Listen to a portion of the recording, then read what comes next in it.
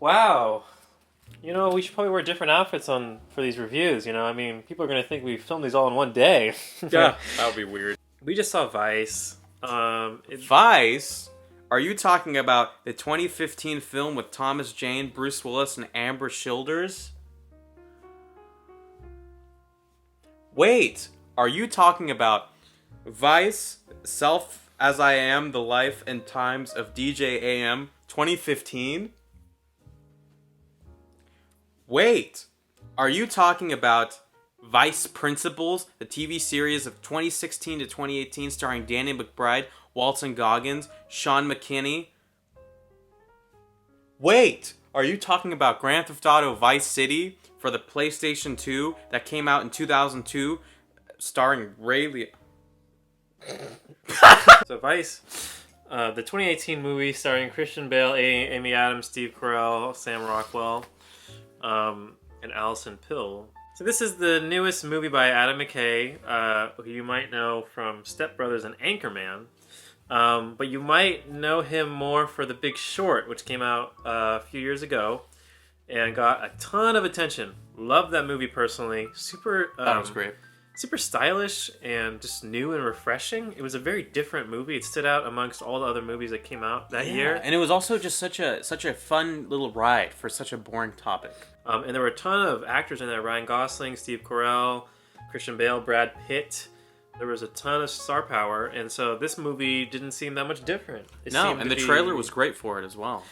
Trailer. One of the best trailers I've seen in a long time. So I was really excited for this movie because The Big Short was so good. The trailer made it look so good. The cast was amazing. Sam Rockwell, who's one of my favorite actors, was playing George Bush. He looked amazing. And also Tyler Perry is in this movie too, which I don't know why he's in all these movies. Oh my god. Dude, yeah. Colin Powell. What the fuck? I didn't even put the two together. So there's a lot of unrecognizable characters in here. Christian Bale gained 40 pounds for this movie. So going into it, I was really excited, and then coming out of it, a little letdown. A little bit. Just a little letdown. But you still liked it. I still liked it, but, I mean, it's not nearly as groundbreaking in any way as The Big Short. Yeah. Me personally, I was very lukewarm on this film. I wasn't as big of a fan of The Big Short as you were, but I really enjoyed it, and it was just such a unique experience. Like, you can't help but admire for like what it did, basically. With Vice, it was so passable, and it went for a unique style, but it just didn't come off as charismatic as The Big Short did, with how it did its things. So let's get into it. You want to start with the performances first? Yes. Okay, performances were amazing. Woohoo! The performance was really great, which is something that carried on through The Big Short. Christian Bale was completely transformed for this movie and was an incredibly convincing Dick Cheney. Amy Adams was also great. I thought she was okay. For me personally, she gave like one of her more passable performances. I don't think there was anything really amazing with what she did. But that's just me. And Steve Carell, I don't know. He just basically one thing that I really appreciated about Foxcatcher was it was quite a boring film, but Steve Carell played a great character, and I appreciated that he was doing something different other than Michael Scott. In this film, he just played Michael Scott, which is a problem he has. In Beautiful Boy, he wasn't Michael Scott, and in The Big Short, he wasn't Michael Scott. Yeah, exactly. But this one, he just kind of went back to being Michael Scott, which is something that he has a problem with in a lot of movies. He was just, the inappropriate, raunchy kind of guy, and he didn't really seem like there was much that was different from him, especially since the person he's portraying is not Michael Scott. So that was kind of interesting. And then one of the most stand-up performances and my personal favorite of the movie, Sam Rockwell. Look at him go! He did great as George Bush. Perfect George Bush. Yeah. I mean, especially for someone who grew up, seeing George Bush and kind of being familiar with him. Sam Rockwell portrayed him perfectly. Yeah. And also, Tyler Perry as Colin Powell was pretty great, actually. He was barely in it, though. He was kind of a side character, but his performance was really great. Tyler Perry needs to be in more of these roles, like in Gone Girl. He's actually really entertaining. He just needs to stop directing. He needs to stop doing Mama Boo Boo. He needs to stop. He needs to stop talking to Fousey Tube. He just needs to stop all that and just act for good directors. And will be good. Let's move on to the script. What did you think of the story, the dialogue, all that stuff? So, the script, I think that, especially since this is based off real life, they did a really great job of recreating these characters. Or recreating these people, I mean, for the characters. I agree. The characters were not, like, overly dramatic. No. And they seemed to be very true to who they were in real life. Very accurate.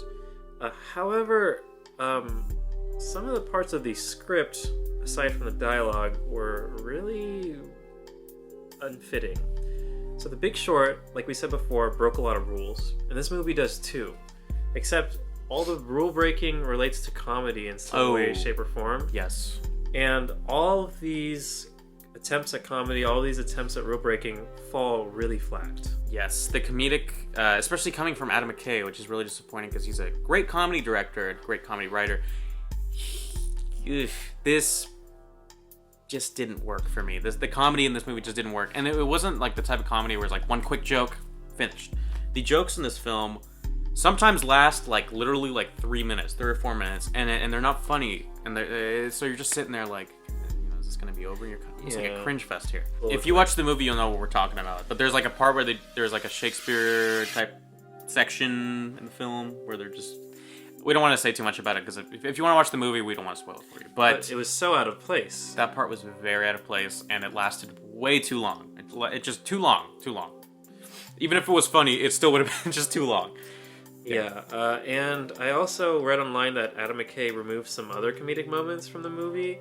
I feel like if he would have removed these completely from the script and the movie would have just been a very serious biopic, it would have actually improved the quality. Yeah, you brought up a good point, actually. When we were first talking about this film, right after I watched it today, you said that he's more of like... The Big Short worked because it was more of like a story, while this film is more of a biopic, so it kind of doesn't work as well with his style. Mm-hmm. Right? I thought that was a pretty good point. There's not much space to break rules because you're talking about really real public stories here, and real serious events. I mean, the script goes over Cheney's life as vice president, and Bush's life as vice president, and it goes through a lot of serious... Basically president. What? Basically president. Basically president. I'm right. Come on. I'm right. He was basically president. But there's a lot of, like, they go over 9/11 and the recession and when Obama gets elected. I mean, these are really serious events. And with The Big Short, a lot of it was kind of... Adam McKay chose these characters because they were quirky and they were kind of spunky. With this, we're talking about George Bush and Dick Cheney, how they handled 9/11. I mean, there's really not much room for comedy moments, especially ones that last 3 minutes or so. Yeah. And that's another thing. With The Big Short, these comedy moments would just be, 30 seconds max. But it felt like Adam McKay was setting up acts or almost scenes that were just completely for comedic purposes, which seemed so out of place. So that was kind of my problems with the script and the dialogue. Yes, and I think, well, just to continue for the script real quick, the narrator in this film also just wasn't... They tried to do something special with the narrator, and to me, it just didn't work. It just wasn't worth it, because it was almost like a build-up, and the build-up really didn't pay off for me, personally. There were some weird cuts in the movie as well, where they wouldn't really finish a scene a lot. They would have a scene, they would cut to something, and they would finish the scene after, but it just didn't have any consistency to it, and it was really weird. A scene that many of you who either have or haven't seen the movie will be familiar with for Vice is the scene where George Bush and Dick Cheney are sitting outside and George Bush is eating the fried chicken and they're talking about that. Yeah. That actual scene in the movie is really small, insignificant, and poorly handled, which was really disappointing because in the trailer it kind of made it seem like a really impactful scene. Yeah. And it has a lot of weird cuts. It was really short for how big of a scene and how that scene would actually change the course of the movie. It felt so small and insignificant. So that was another kind of weird thing in the directing. So watching this movie, I was really excited for, what they were going to offer, and I really felt like Cheney was a very likable character in the movie. Bush was a really likable character in the movie, and the way they told the story was pretty interesting. They would cut a lot back to Cheney's earlier years, and they would kind of show how certain parts of his his younger years would influence what he does later on in life. My emotional reaction coming out of it was just that it was just, as I said before, very lukewarm on it. Personally, for me, I know you said you felt that there was like a cool progression for Dick Cheney in the movie. For me personally, I didn't see that. When his ruthless face started coming out, to me, it just kind of came out of nowhere. I don't know. But yeah, that's just kind of all I have to say about it. I'd personally give this movie probably like a 5 out of 10. It's still a decent, it's not a bad movie by any means. It's a decent watch. But, I don't know. I would just go watch Big Short again, you know? That's what I'd do. I'd give it a 7. I did really enjoy it. Especially, you see the narrator, even though his character isn't necessarily great, he does a really good job of explaining what's going on in Cheney's head. Mm-hmm. Especially since Cheney is kind of such a reserved person in the movie. The story was just told in a really interesting way to me, and the characters were very unique and enjoyable. And the style of the movie. The movie has a lot of style, even though some of the style ends up ruining parts of the movie for me. And the movie was kind of disappointment. I still came out of it liking a lot of it, liking a lot of what the movie retained from, what Adam McKay retained from The Big Short. And we compare this a lot to The Big Short. It is a lot like The Big Short. To me, it's like its little brother, you know. Thank you for watching. We hope you enjoyed. Watch our top 5 movies of the year, worst to best. Worst and best, sorry. Don't you guys think that Sam Rockwell sounds like Owen Wilson? He can.